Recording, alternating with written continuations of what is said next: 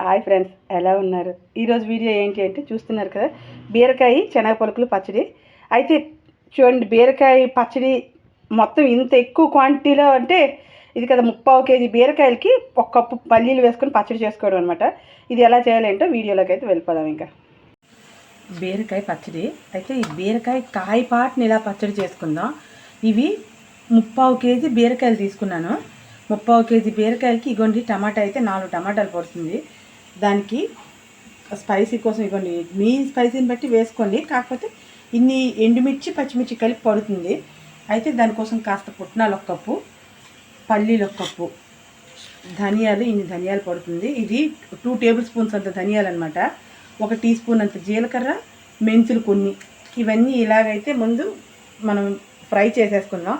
First ఇగోండి పల్లీలు అయితే డ్రై రోస్ట్ చేసుకొని రెడీ చేసి పెట్టుకున్నాను.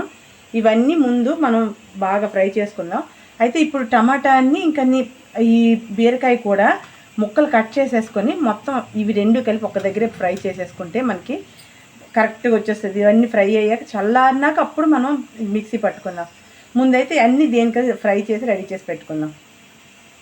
ఇవన్నీ బీరకాయలు అయితే ఇలా ముక్కలు కట్ చేసుకొని రెడీ చేసి పెట్టుకున్నాం కదా. దానికోసం కడాయి అయితే ముందేసి ఇదిగోండి ఆయిల్ కాస్త వేసుకున్నాను. ఆయిల్ కాస్త వేడెక్కింది అంటే ఫస్ట్ అయితే ధనియాలు వేసేద్దాం. నెక్స్ట్ మెంతులు, జీలకర్ర 2 కలిపి వేసేద్దాం. ఈ స్టేజ్లో ఉండగానే ఎండుమిర్చి పచ్చిమిర్చి కూడా వేసేద్దాం. ఇంకా ఇది కాస్త ఫ్రై అవనిద్దాం.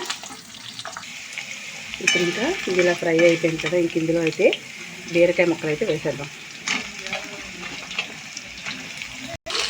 దీంతో బీరకాయ ముక్కలన్నీ వేస్తాం కదంటే మొత్తం ఒకసారి మిక్స్ చేస్తున్నాం. ఇప్పుడు ఇంకా ఈ టమాటా ముక్కలు కూడా ఇందులో వేసేద్దాం.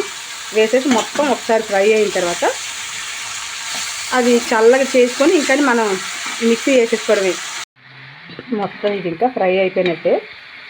స్టవ్ ఆఫ్ చేసేసి ఇంకా ఇది చల్లారినాక ఇందులో కాస్త సాల్ట్ వేసేసి ఇవి కూడా వేసేసి మొత్తం మనం మిక్సీ పెట్టేసుకోవడం. ఇంకైతే పూర్తిగా చల్లారిపోయింది.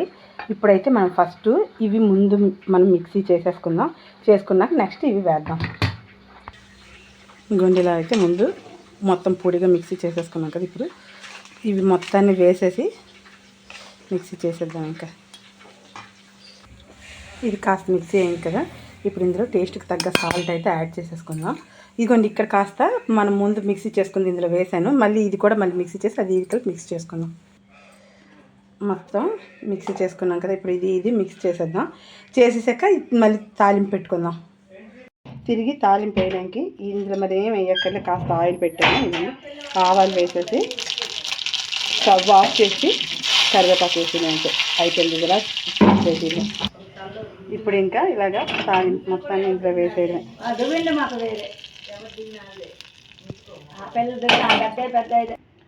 ఈ గంటలో రెడీ అయిపోయింది కదా. ఓకే ఫ్రెండ్స్, ఈ వీడియో కనుక నచ్చితే లైక్ చేయండి, షేర్ చేయండి, సబ్స్క్రైబ్ చేయండి, ట్రై చేయండి, కామెంట్ చేయండి. Watch our channel Keerthi creators.